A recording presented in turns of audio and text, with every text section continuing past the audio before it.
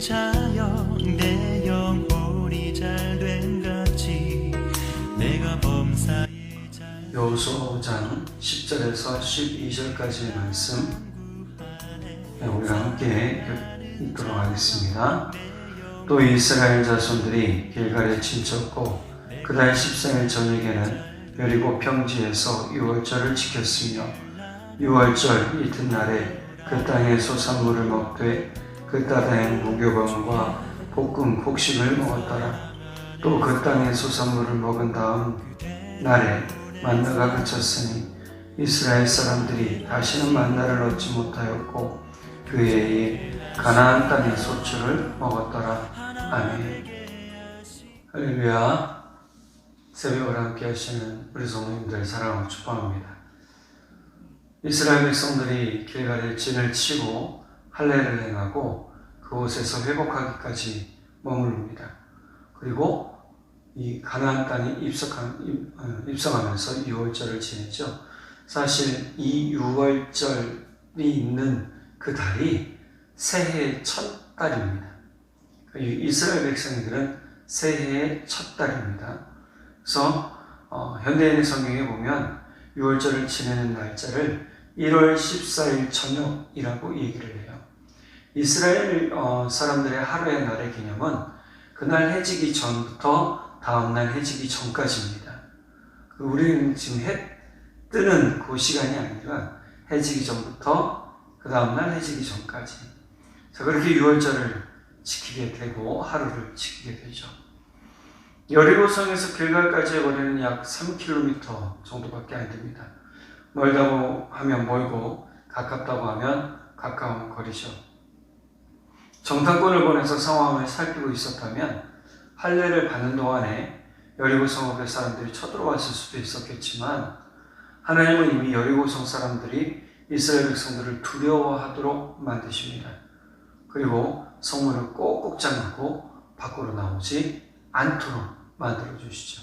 하나님께서 하나님이 행하신 일이 곧 누가 행한 것처럼 보이느냐? 이스라엘 사람들에게 행한 것처럼 보이고 이스라엘 사람들을 두려워하도록 만드심으로 이스라엘 사람들이 길갈에 머무는 동안 평안히 머물 수 있도록 만들어 주세요.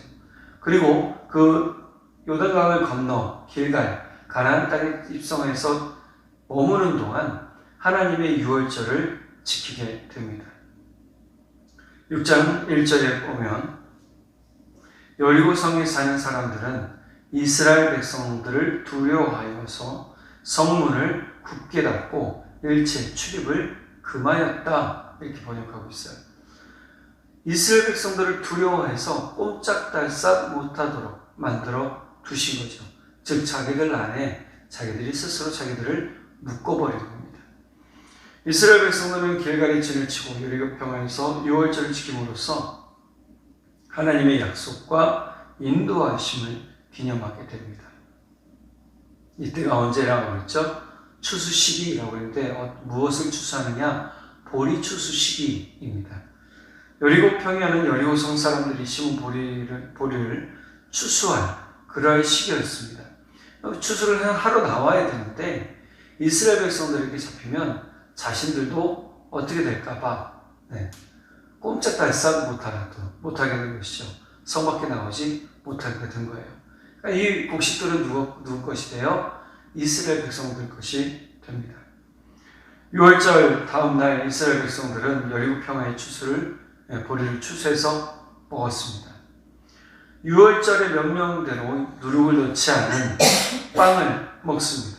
더불어 볶은 곡식도 먹게 됩니다. 그리고 그 음식을 먹은 다음 날부터 하나님께서 주시는 만나가 딱 그쳐버려요. 40년 동안 만나를 먹어왔던 이스라엘 백성, 광야에서 태어났던 사람들은요, 곡식이 뭔지도 몰랐을 거예요. 그런데 이 유월절을 지키지 못한 이스라엘 백성들, 이들이 하나님의 유월절을 지키는 일이 38년 만에 다시 시작이 돼요. 광야에서 태어난 이들은 곡식을 처음 접했을 것이고 듣긴 들었어도 지키지 못했던 것을 자신들이 가나안 땅에 들어와서 첫 곡식을 추수하고 먹으며 유월절을 지키는 그날 시작되는 놀라운 은혜가 있게 되는 것이죠.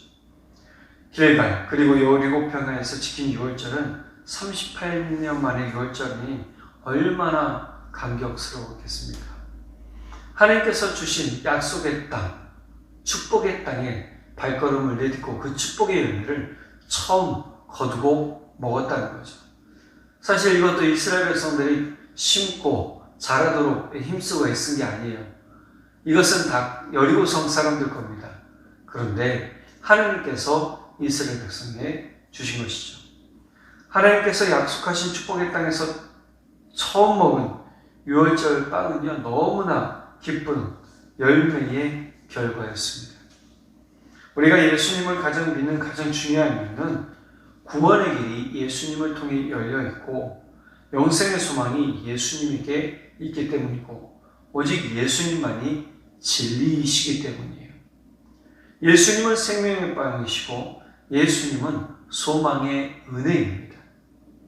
하나님께서 주신 만나가 그쳤지만 그것은 하나님의 은혜가 그쳤다고 말하지 않아요. 하나님께서 주신 은혜가 뭐예요? 만나였잖아요. 만나가 그쳤어요. 그렇다고 하나님이 이제 우리에게 모든 손길을 끊으셨다라고 이스라엘 백성들은 이야기하지도 않고 이후의 기록도 마찬가지예요. 그렇게 말하고 있지 않아요. 하나님의 은혜는 이제 다시금 새롭게 시작을 합니다. 이것이 만나가 그쳐진 이유예요. 이제부터 무엇이 시작이 되느냐? 가나안 정복 전쟁이 시작이 되는 거죠. 가나안 정복 전쟁은 누가 싸우시는 겁니까? 하나님이 싸우시는 거예요. 이스라엘 백성들이 자신들이 수고하고 노력한 것들이 별로 없어요. 물론 그 이후에 이스라엘 백성들이 끊임없이 싸우는 이야기들이 시작이 되지만 중요한 것은 이스라엘 백성들이 하나님의 은혜의 손길을 여전히 경험하고 있었고 그것에 대해서 소망하도록 만들어 주신다는 것입니다. 우리의 삶에서 하나님의 은혜가 그쳤거나 문이 닫혔다고 해서 하나님이 일하지 않으시고 하나님의 역사가 멈춘 게 아니에요. 하나님은 여전히 새로운 곳에서 새로운 은혜를 주시기 위해 일하고 계시고 주님을 따르는 성도님들을 준비시키고 계십니다. 그러니 우리가 주님을 따르는 백성이 되고 주님의 명령을 듣는 백성들이 되기를 간절히 바라고 성도들이 되기를 간절히 바랍니다. 우리가 해야 할 것은요, 하나님을 신뢰하는 사람에게 약속을 이루시는 하나님을 바라보며 하나님을 따르는 겁니다. 이것이 우리에게 가장 중요한 은혜요, 가장 중요한 기쁨입니다. 이스라엘 백성들이 그 하나님께 불평했던 이스라엘 백성들이 다 끊어지고 그 세대가 끝났어요. 그리고 새로운 세대가 가나안 땅에 들어왔단 말이에요. 이것은 하나님께서 여전히 지키시고 보호하시는 은혜네. 또 하나님께서 약속하신 것들을 거두게 하시는 은혜인 것이죠. 약속의 열매를 거두는 기쁨, 그 은혜를 찾고 얻는 우리 모두가 되기를 간절히 바랍니다. 기도하겠습니다. 사랑의 하나님 아버지, 참 감사합니다. 오늘 우리에게 주님이 주시는 소망, 또 주님이 주시는 기쁨, 그 열매를 우리가 거두며 누리기를 소원합니다. 주님, 우리가 그저 주님만 따라갔는데 주님이 주시는 놀라우신 은혜가 얼마나 많고 얼마나 큰지요. 주님, 우리가 이 은혜를 날마다 기뻐하며 고백하게 하시고 아직 주어지지 않았어도 주어질 것을 믿으며 나아가는 소망들이 있게 하여 주십시오. 주님, 우리가 소망의 백성이 되기 원하고 소망의 백성으로 살겠습니다. 주님의 나라에서 또한 사는 소망, 주님과 함께하는 소망, 우리의 주님이시요 우리의 하나님이신 예수님과 함께 사는 소망이 우리 안에 있도록 성령 하나님 우리를 붙들어 주십시오. 믿고 감사드리며 우리 주 예수 그리스도의 이름으로 기도드렸습니다. 아멘. 사랑하는 자여 내 영혼이 잘된 같이 내가 범사에 잘되고 강건하기를 나간 구하네. 사랑하는 자여 내 영혼이 잘됨 같이 내가 범사에 잘되고 강건하기를 나 간구하노라. 주의 그 사랑 안에서 그대를 보내사 만나게 하시고 교제케 하시며 하나 되게 하신 나의 주님 참 감사합니다. 이런 소중한 그대를 바라보며 나 고백하고픈 말 너무 소중한 그대를 축복하며 이렇게 고백합니다. 사랑하는 자여 내 영혼이 잘됨 같이 내가 범사에 잘되고 강건하기를 나가